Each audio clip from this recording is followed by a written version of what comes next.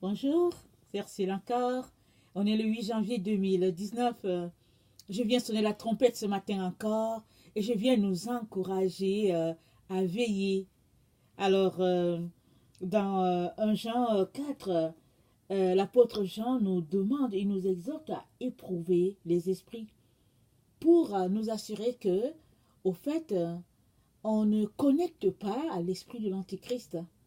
Et comment pouvons-nous connecter à l'esprit de l'Antichrist si nous sommes les enfants de Dieu et que nous ne sommes pas pour l'Antichrist? Vous pouvez vous poser cette question, n'est-ce pas? Mais se connecter à l'esprit de l'Antichrist, c'est se connecter à tout ce qui se passe dans ce monde qui n'est pas de Dieu. Si tu ouvres juste la télévision et que tu t'assois en train de regarder quelque chose de malsain, tu es en train de connecter à l'esprit de l'Antichrist.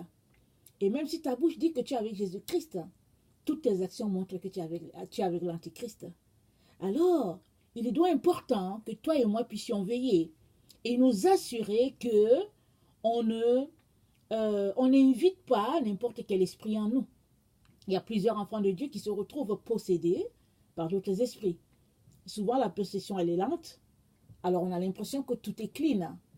Mais si toi, tu es un enfant de Dieu et que tu connectes aux choses que Dieu n'aime pas, alors tu es en train de t'accorder avec ces esprits-là et tu es tout simplement en train de dire que, au fait, tu n'es pas avec Christ. Alors, il est donc important de veiller et d'examiner autour de nous tout ce qui se passe avec nous et puis avec qui nous connectons. Amen. Alors, aujourd'hui, je viens parler de le trône de l'Antichrist est-il déjà en toi? Le trône de l'Antichrist est-il déjà en toi? Vous savez, j'aimerais ça qu'on lise 1 Jean 4, le verset 1 à 3. Alors, l'Antichrist, on sait tous que c'est une personne, mais c'est aussi un esprit. Alors, déjà, Paul nous disait que l'esprit de l'Antichrist était déjà en vigueur. Déjà, il y a 2000 ans, du temps de Paul, parce que Paul, il a vécu, je pense, quelques années après que Jésus-Christ soit mort et ressuscité. Alors, Paul nous mettait déjà en garde contre cet esprit-là qui était déjà répandu en leur temps. Alors, si dans le temps de Paul, ça a été ainsi annoncé, à combien plus forte raison en notre temps?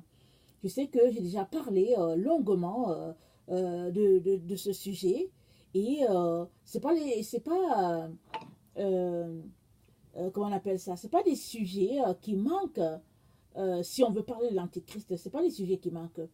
Mais souvent, euh, on ne, on ne réalise pas au fait qu'on collabore avec lui. Alors, si tu es un enfant de Dieu, il est très très important que tu t'assures que tu n'es pas en train de collaborer avec l'Antéchrist, que ta bouche n'est pas en train de dire une chose, alors que toutes tes actions montrent que tu fais partie du royaume de l'Antéchrist. Amen. Donc, j'aimerais ça qu'on lise un Jean 4, à partir du verset 1. Bien-aimés, n'ajoutez pas foi à tout esprit, mais éprouvez les esprits pour savoir s'ils sont de Dieu, car plusieurs faux prophètes sont venus dans le monde. Reconnaissez à ceci l'Esprit de Dieu. Tout esprit qui confesse Jésus-Christ venu en chair est de Dieu. Et tout esprit qui ne confesse pas Jésus n'est pas de Dieu. C'est celui de l'Antichrist, dont vous avez appris la venue et qui maintenant est déjà dans le monde. Alors, donc voilà, l'esprit de l'Antichrist est dans le monde, c'est ça que Paul dit. Et à quelque part, il dit, si tu pratiques le mensonge, alors tu es avec l'Antichrist parce que l'esprit qui est en l'Antichrist, c'est l'esprit de mensonge, c'est l'esprit de falsification, c'est l'esprit de séduction, c'est l'esprit, comment on appelle ça, c'est les téraphins. Alors c'est la magie, c'est les orgies, c'est ça l'esprit de l'Antichrist. Alors maintenant la question pour toi, elle est celle-ci. Est-ce que vraiment, en tant qu'enfant de Dieu, tu refuses de connecter à cet esprit-là? Je veux dire à l'esprit de l'Antéchrist. Parce que si tu ne sais pas jusqu'où cela peut t'amener, évidemment, tu ne te rends même pas compte. Peut-être que chaque jour ou bien chaque soir, si tu es quelqu'un qui aime regarder les films, peut-être que tu vas connecter à l'esprit de l'Antichrist. Vous savez, la plupart des émissions que nous regardons, surtout les films, les choses de Hollywood, elles sont teintées de beaucoup de mysticisme. Un jour, il y a longtemps, hein, il y a en tout cas, peut-être 9 ou 10 ans, alors j'étais en train de regarder une émission et puis j'ai vu un débat qui se passait, un débat à ma gauche, vous savez, quand on est devant l'ordinateur, alors j'ai cliqué et là, c'était les chrétiens qui étaient vraiment frustrés, les chrétiens des États-Unis, qui étaient frustrés parce que certains acteurs qui se réclamaient chrétiens, alors invitaient les esprits méchants en eux pour pouvoir faire leur séance de film. Et j'ai aussi écouté un pasteur qui est venu enseigner dans la ville où je me trouve, et j'ai pu acheter sa cassette. Et il disait que le Seigneur leur a dit d'aller à Vancouver, et à l'endroit où les gens aimaient faire la production des films, à l'endroit où les acteurs jouaient leurs films, parce qu'il y a un espace, ils avaient tout ce qu'ils voulaient. Je pense qu'à cet endroit-là, on avait l'impression qu'on était dans un endroit où il faisait très très chaud, peut-être en Afrique. Alors le Seigneur leur a dit d'aller à cet endroit-là, et puis d'aller invoquer la puissance du Saint-Esprit, afin que tout leur projet puisse échouer. Alors ils sont allés, et ce jour-là, rien n'a marché pour les metteurs en scène et leurs producteurs, rien n'a marché. Parce que les chrétiens étaient là, ils marchaient autour, et ils étaient en train de demander au Seigneur de briser toutes ces actions démoniaques-là. Et pendant qu'ils étaient en train de prier, alors ils voyaient, Dieu avait ouvert leurs yeux, et ils avaient vu des esprits méchants qui étaient invoqués. Alors ces esprits-là venaient, en tout cas, ça venait, et ça possédait ces acteurs-là. Et quand ça les possédait, ils pouvaient jouer l'action qui appelait à la méchanceté, ou l'action qui appelait au rire, ou l'action qui appelait à la séduction, à la fornication.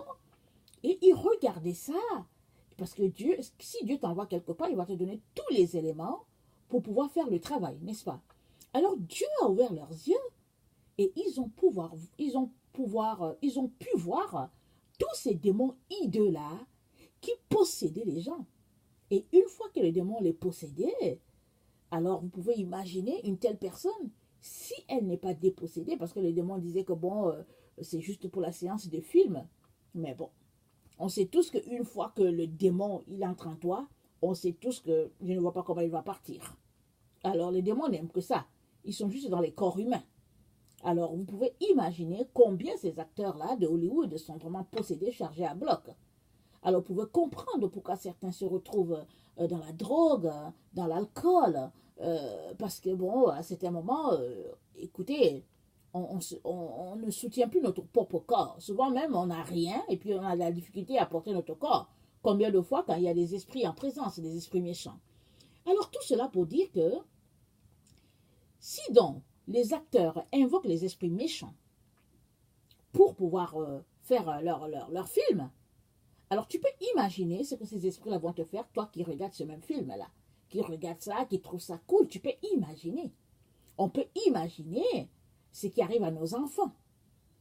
Parce que ça dit, il faut qu'on sache que les esprits se communiquent. Et si on n'a pas cette connaissance-là, on peut juste dire que c'est un film. Mais en réalité, quand tu t'assois devant l'écran et que tu es en train de regarder quelque chose, tu es en train de t'accorder parfaitement avec ce qui est en train de se passer. Et moi, j'ai déjà donné cet exemple dans une des vidéos, il y a l'année dernière. Alors, suppose que tu es assis devant l'écran, tu es en train de regarder deux acteurs qui sont mariés dans le film. Et ils sont mariés dans le film, alors que dans la réalité, ils ne sont pas mariés. Alors, imagine deux personnes qui sont mariées dans le film et qui se retrouvent, par exemple, à simuler soit un acte sexuel ou bien même qui réussissent à le faire directement, parce qu'il y a des films comme ça. De ce que j'ai appris, il y a des films comme ça où vraiment c'est à live. Alors, imagine que toi, tu es assis là, tu regardes ça. et puis tu te dis, oh oui, quel bon couple, ah non, et puis tu regardes ça. Mais toi, qu'est-ce que ça produit sur toi? Non seulement tu es assis là, tu regardes comment les gens sont en train de forniquer ou bien de commettre l'adultère, mais l'autre élément, c'est que ça suscite quelque chose en toi. Alors, ça te pousse aussi à la séduction. Et pendant que tu regardes ça, tu es séduit par ces démons-là. Mais Dieu n'a pas encore ouvert tes yeux pour que tu vois la conséquence sur toi-même après. Parce que si Dieu ouvrait tes yeux, tu verrais comment ce démon-là serait en train de te regarder, en train de rire, en train de se moquer de toi et puis en train de te posséder en retour. Un. De deux, ce même démon-là, il va venir cacher ta vue. Il va te donner un voile noir et tu ne vas plus voir spirituellement. De trois, il va te faire languir après les choses que Dieu appelle abomination. Les choses que Dieu déteste, toi tu vas te mettre à aimer ça. Et puis on peut citer de 4, de 5, et on peut citer à ne plus en finir.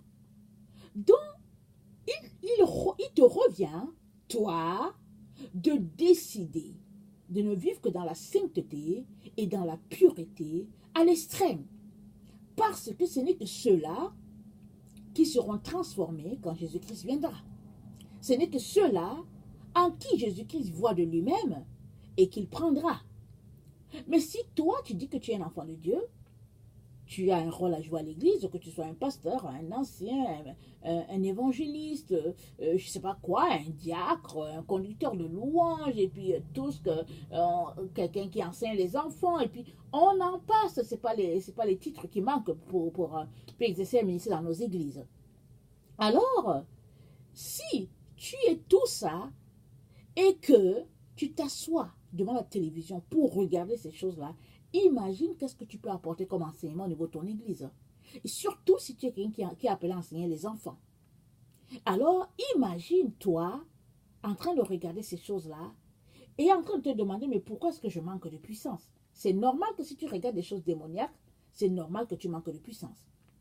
Maintenant, tu peux dire, bon, Ursule, tous les films ne sont pas teintés de démons.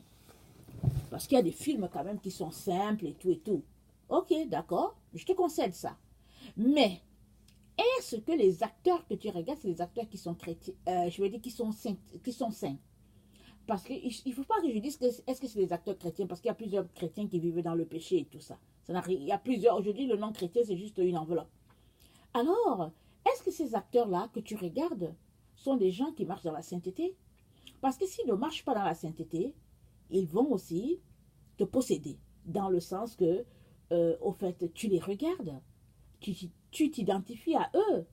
Alors, ils vont, c'est-à-dire que tu te reflètes en eux, tu les aimes bien, alors tu auras tendance à les imiter, à faire ce qu'ils font. Tu auras tendance à les apprécier. Or, si tu marches selon le Seigneur, et que tu apprécies quelqu'un qui ne marche pas selon le Seigneur, dans tout ce qu'il fait, il y a un problème. Parce que l'amour du monde, c'est inimitié contre Dieu. Tu ne peux pas, toi en tant qu'enfant de Dieu, aimer les choses du monde, aimer ce que les acteurs non chrétiens font, alors que ton Père céleste dit, je déteste ça, je n'aime pas ça, sortez du milieu d'eux. Il est donc important que toi-même, tu décides pour toi, que tu poses des actions drastiques, que les gens autour de toi te disent que tu exagères. Mais tu sais pourquoi tu les poses? Parce qu'il s'agit de ton éternité. Il s'agit de l'éternité des tiens. Parce que si tu ne te sanctifies pas assez pour prier pour les tiens, mais qui va prier pour eux? Si tu ne te sanctifies pas assez pour arracher plusieurs au monde des ténèbres, mais qui va les arracher? Parce que Dieu t'a remis la responsabilité, par exemple, de les arracher. Parce qu'il a dit, en allant, faites des disciples. Il a dit, voilà, vous allez chasser les démons, et puis s'ils boivent quelques breuvages mortels, rien ne leur arrivera, parlant de tous ceux-là qui seront baptisés de l'Esprit. Et Jésus-Christ dit, en allant, faites les disciples. Donc nous avons tous la responsabilité, une fois qu'on se dit enfant de Dieu, une fois qu'on se dit sauvé, on a tous la responsabilité de sauver aussi les autres personnes. Et pour cela, tu as besoin de marcher dans la sainteté, tu as besoin de te purifier à tous les jours pour que la gloire de Dieu en toi puisse paraître et puis affecter quelqu'un d'autre. Alors, nous ne pouvons pas vraiment continuer de marcher en aimant les choses du monde, les choses, comment on appelle ça, les émissions d'internet, les choses à la télévision, ces choses-là que Dieu déteste, ces choses-là qui mettent une barrière entre Dieu et puis nous. Donc, toutes ces choses-là font que tu as beau être chrétien, si c'est ça que tu regardes, l'Antichrist a déjà son trône en toi. Parce que le trône de l'Antichrist, ce n'est pas aller s'asseoir à Jérusalem, comme c'est dit dans Apocalypse, qu'il va aller s'installer et puis ce sera l'abomination, comme a dit Daniel. Voilà, c'est Daniel qui l'a prophétisé, qu'il y aura l'abomination de la désolation quand ce monsieur-là, l'Antichrist, va venir s'asseoir au lieu saint. Et il va profaner le temple de l'Éternel. Alors comprenons que quand Jésus-Christ est venu, qu'il est mort, il a dit tout est accompli. Le voile du temple s'est déchiré et désormais tout le monde a accès au lieu saint et puis au lieu très saint. Et Jésus-Christ est venu et il a dit que notre corps c'est le temple du Saint-Esprit. Ton corps c'est le temple du Saint-Esprit, le mien aussi, et le corps de tout enfant de Dieu c'est le temple du Saint-Esprit parce que c'est là que Dieu demeure. Il n'y a pas un autre endroit. Dieu donc a choisi cette partie de notre corps-là pour venir demeurer là-dedans et régner. Maintenant, si ton corps, c'est le temple du Saint-Esprit, on entend bien, hein? Temple du Saint-Esprit, le Saint-Esprit, l'Esprit qui est en Dieu, la Bible nous dit que notre corps, nous qui sommes enfants de Dieu, notre corps, c'est le temple du Saint-Esprit. Alors, si vraiment tu crois que ton corps, c'est le temple du Saint-Esprit, qu'est-ce qui fait alors que tu regardes des choses souillées, tu regardes des choses qui n'ont pas de valeur, tu regardes des choses qui blessent ton Père céleste, tu regardes des choses qui bafouent son autorité sur toi, tu regardes des choses qui insultent ton Dieu, et puis tu dis que ton corps c'est le temple du Saint-Esprit. Alors, qui est menteur? Est-ce que c'est Dieu le Père ou bien est-ce que c'est toi? Parce que le mensonge, ce n'est pas forcément ouvrir la bouche et puis dire quelque chose qui est déplacé. Mais le mensonge, c'est confesser une chose avec notre bouche et puis c'est vivre autre chose. Le mensonge, c'est dire que tu es un enfant de Dieu, que tu vis dans la sainteté, alors tu t'habilles de façon vraiment, en tout cas, qui laisse à désirer. Et quand on voit dans les rues, tu marches, ou bien quand c'est l'été, tu as toutes tes jambes dehors et puis tu dis que tu es un enfant saint. Ou bien, ça existe beaucoup chez les enfants de Dieu, c'est qu'à l'église, les dimanches, ils essayent de s'habiller un peu modérément, essayer de cacher. Et puis l'été, quand tu les rencontres dans une rue, en train de marcher, tu es étonné que ce soit la même personne que tu as rencontrée à l'église. Poitrine décolletée, culotte vraiment short, vraiment petit, en train de montrer les jambes. Et puis, parce que bon, soit parce que tu marches avec ton mari, tu te dis que non, c'est correct. Soit parce que, bon, tout le monde fait ça, tu te dis que bon, ok, il n'y a pas de problème. Alors, donc voilà. Mais, qui est ton mari au fait? Le mari des maris, ce n'est pas celui-là qui est à côté de toi, hein, qui t'a mis l'alliance sur le doigt ici sur la terre, là. Ça, c'est juste le mari physique. Et il se pourrait qu'il ne puisse pas arriver devant le trône. S'il choisit de ne pas suivre Jésus-Christ, il se pourrait que ce mari-là, tu en finisses avec lui ici sur la terre. Mais le mari des maris, c'est Dieu l'Éternel. Parce qu'il dit dans Isaïe 54, parlant à Israël, il dit ton créateur, celui qui est ton époux.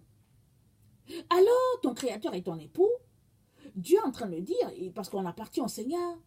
Alors, si tu penses que Dieu, celui qui t'a créé, celui qui est ton époux, c'est à lui que tu dois toute révérence, toute sainteté, alors tu vas t'habiller correctement, que tu sois dans un trou, ou que tu sois en train de gambader les rues, je ne sais pas d'où, ou bien que tu sois à l'aéroport, peu importe l'endroit où tu seras correct. De telle sorte que quand les gens vont te voir, ils ne voudront même pas venir à côté de toi parce qu'il n'y a rien qu'on peut voir sur toi.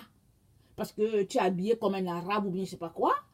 Et puis les gens vont juste dire, les chrétiens sophistiqués vont juste se regarder pour dire, elle a perdu la tête, il a perdu la tête. Mais ton Père céleste est fier de toi. Il est content dans son cœur. Il dit, voici mon enfant.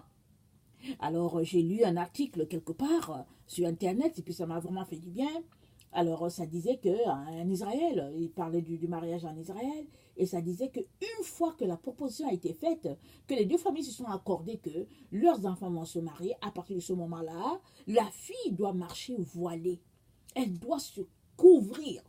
Elle a un voile parce qu'elle est en train de dire « j'appartiens à quelqu'un ». Ah là là, j'ai aimé cette partie-là. J'ai vraiment aimé ça.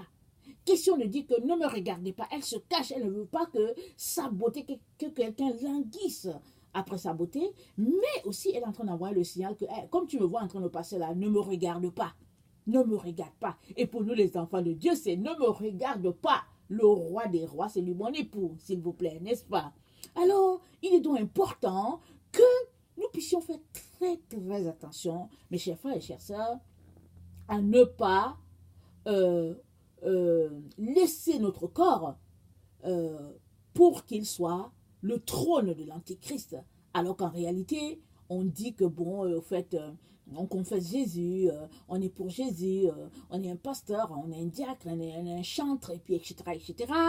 Et puis que bon, on est né de nouveau, ça fait 10 ans qu'on connaît le Seigneur, on l'aime, on se met à prier. Quand on se met à prier, on a l'impression que oh, le ciel va descendre et tout, alors que dans le fond, c'est juste des prières mielleuses, juste pour flatter les gens qui sont autour. Alors, il est important que tu puisses t'arrêter pour te demander, est-ce que l'Antichrist a déjà son trône en toi? Si c'est le cas, il est temps que tu changes le plus rapidement possible. J'aimerais ça qu'on lise 2 Corinthiens 6, le verset 15 à 18. 2 Corinthiens 6, le verset 15 à 18. Voilà ce que ça dit. Quel accord y a-t-il entre Christ et Bélial? Ou quelle part a le fidèle avec l'infidèle? Quel rapport y a-t-il entre le temple de Dieu et les idoles? Car nous sommes le temple de Dieu vivant, comme Dieu l'a dit. J'habiterai et je marcherai au milieu d'eux. Je serai leur Dieu, ils seront mon peuple. C'est pourquoi sortez du milieu d'eux. Séparez-vous, dit le Seigneur. Ne touchez pas ce qui est impur, et je vous accueillerai. Je serai pour vous un père, et vous serez pour moi des fils et des filles, dit le Seigneur Tout-Puissant. Ayant donc de telles promesses, bien-aimés, purifions-nous de toute souillure de la chair et de l'esprit, en achevant notre sanctification dans la crainte de Dieu. Ça, c'est 2 Corinthiens 7, le verset 1. Donc voilà, c'est clair ce que Paul nous dit. Il dit quel rapport y a-t-il entre Christ et puis Bélial? Bélial, c'est un dieu démoniaque, le dieu que les gens adorent, les démons. Alors, quel part y a le fidèle avec l'infidèle? Quel rapport y a-t-il entre le temple de Dieu et les idoles? Parce que tu ne peux pas consommer la table du Seigneur et en même temps consommer la table des démons. C'est ça qui est dit, qui est dit clairement dans la parole de Dieu. Alors, il est donc important que nous puissions nous assurer que nous sommes en train de faire les bonnes choses et que nous ne sommes pas en train, par exemple, d'offenser notre Père encore et encore, et puis vivre d'une manière indécente, et après se tromper nous-mêmes, et puis nous leurrer, faisant croire que bon, le Seigneur est en nous, et puis bon, dans le fond, c'est pas cela. Parce que Christ a achevé sa sanctification. Il est resté sur la terre, il n'a point péché. Et point péché, il a tout fait pour ne pas pécher. Et il a achevé sa sanctification jusqu'à la croix.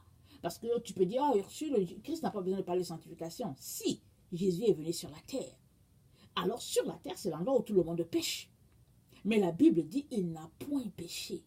Et il est allé jusqu'au bout. Et il a tout achevé. Et quand il a tout achevé, il a dit, tout est accompli. Et il a tout accompli pour que toi et moi puissions faire notre part. Pour que nous aussi un jour, nous puissions dire, tout est accompli. Évidemment que, si tu passes ton temps à t'intéresser à tout ce qui est du monde, à tout ce qui est charnel, à tout ce que le Père n'aime pas, je ne vois pas comment tu vas faire pour que l'Antichrist ne vienne pas asseoir son trône en toi.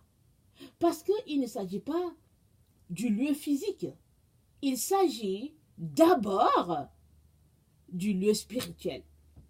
Avant que l'Antichrist puisse être assis dans un lieu physique, il est d'abord ancré en des personnes. Il s'assoit parce que, comme on a dit, c'est un esprit.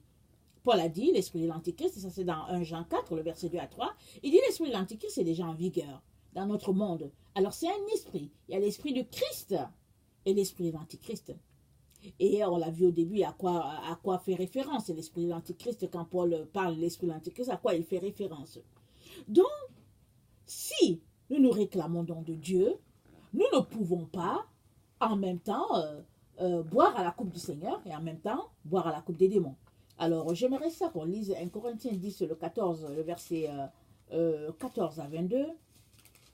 1 Corinthiens 10, 14 à 22. Ça dit ceci. C'est pourquoi, mes bien-aimés, fuyez l'idolâtrie. Je parle comme à des hommes intelligents, jugez vous-même de ce que je dis. La coupe de bénédiction que nous bénissons n'est-elle pas la communion du sang de Christ? Le pain que nous rompons n'est-il pas la communion du corps au corps de Christ? Puisqu'il y a un seul pain, nous qui sommes plusieurs, nous formons un seul corps, car nous participons tous à un même pain. Voyez les Israélites selon la chair.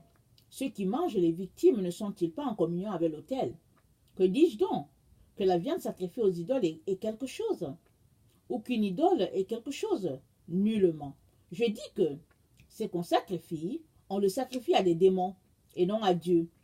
Or, je ne veux pas que vous soyez en communion avec les démons. Vous ne pouvez boire à la coupe du Seigneur et à la coupe des démons. Vous ne pouvez participer à la table du Seigneur et à la table des démons. Voulons-nous provoquer la jalousie du Seigneur? Sommes-nous plus forts que lui? Alors, donc voilà, c'est un peu clair, tout ce qui est dit. Et on ne peut pas faire les deux choses.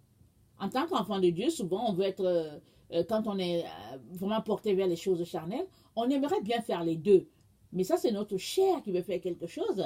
Et puis, et on sait que par notre esprit qu'on ne doit pas le faire. Alors, à partir de ce moment-là, on doit vraiment se battre pour se dissocier de tout ce qui est charnel. Parce que la Bible le dit clairement. L'amour du monde, c'est inimitié contre Dieu. Et Dieu dit que si tu lui appartiens, alors tu dois te séparer de tout ce que lui, il n'aime pas. Tu es entièrement à lui. Tu n'es pas à lui à moitié.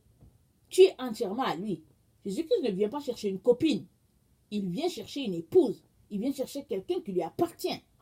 Et pour cela, tu as besoin de te mettre carrément à sa disposition, corps, âme et esprit. Ça, c'est très, très important. Alors, dans 1 Jean 5, le verset 19 à 20, excusez-moi, 1 Jean 5, 19 à 20, c'est dit ceci. Nous savons que nous sommes de Dieu et que le monde entier est sous la puissance du malin. Nous savons aussi que le Fils de Dieu est venu et qu'il nous a donné l'intelligence pour connaître le véritable. Et nous sommes dans le véritable en son Fils Jésus-Christ. C'est lui qui est le Dieu véritable et la vie éternelle. Petits enfants, gardez-vous des idoles. Alors les idoles, c'est tout ce que, écoutez, c'est idole, ça vient, c'est un antidote de Dieu, c'est contre, ça dit que c'est un Dieu qu'on a, qui est là, alors que ce n'est que Dieu seul qu'on doit adorer. Dieu a dit dans le premier commandement, écoute Israël, l'Éternel ton Dieu est le seul Dieu, tu n'auras point d'autre Dieu devant ma face. Alors il est important que toi tu puisses passer en revue les différents dieux qu'il y a dans ta vie. Ça peut être les vêtements, ça peut être que tu aimes tellement t'habiller, tu aimes tellement saper que bon, ça devient une idolâtrie pour toi. Ça peut être que tu aimes tellement les films que finalement c'est une idolâtrie. Ça peut être que tu aimes tellement le sport que finalement c'est une idolâtrie. Tu aimes les bijoux, c'est une idolâtrie. Tu aimes, je sais pas, lancer des jurons, ça peut devenir une idolâtrie. Tu aimes tellement étudier que bon, finalement, il faut que tu étudies et puis tu finis d'étudier, tu finis tous les diplômes, tous les niveaux, mais tu veux étudier. Idolâtrie. Donc, il dit, petits enfants, gardez-vous des idoles. Donc, c'est un impératif. Donc, c'est à toi de faire cet effort-là pour te garder de toutes ces choses-là que Dieu n'aime pas. Parce que si tu ne fais pas ces efforts-là, alors, ne sois pas surpris. Si, je t'annonce que le trône de l'Antéchrist est déjà en toi. Parce que l'Antéchrist, Il n'est pas pour ce qui est la lumière, pour ce qui est la vérité. Il n'est pas là-dedans.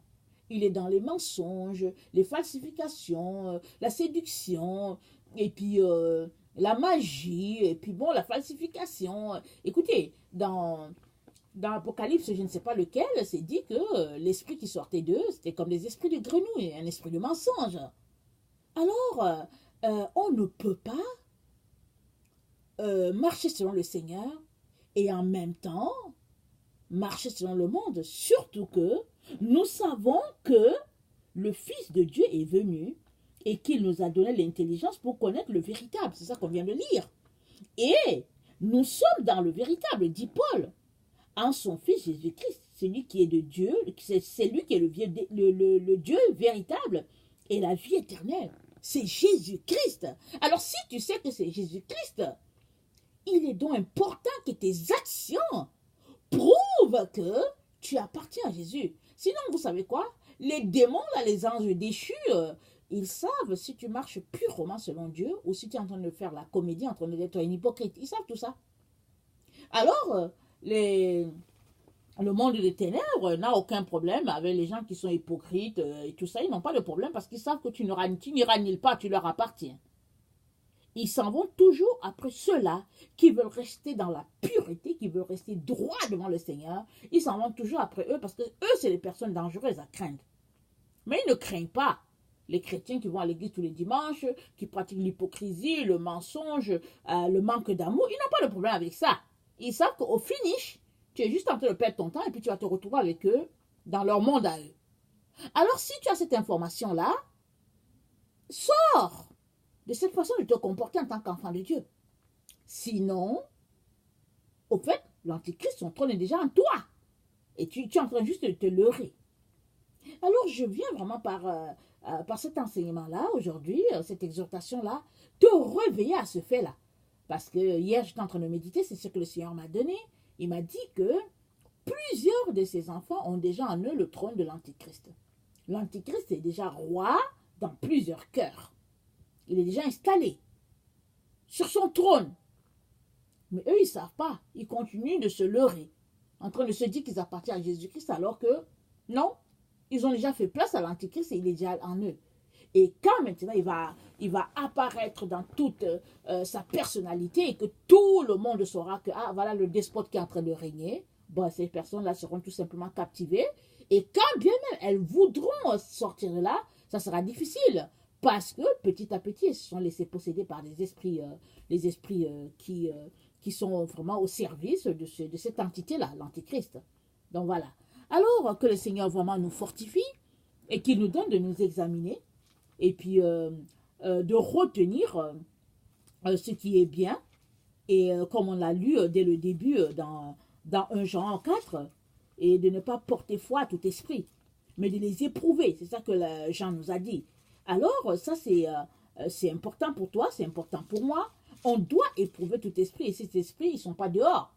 Ils sont dans les personnes. Ça veut dire qu'on doit éprouver l'esprit qui est dans les personnes avec qui nous collaborons, les personnes avec qui on parle, les personnes avec qui on vit. On doit éprouver l'esprit en la personne. Et si on se rend compte que l'esprit qui est dans la personne, ce n'est pas l'esprit de l'Antichrist, pardon, ce n'est pas l'esprit du Christ, quand bien même la personne se réclamerait chrétien, il est donc important qu'on prenne nos distances.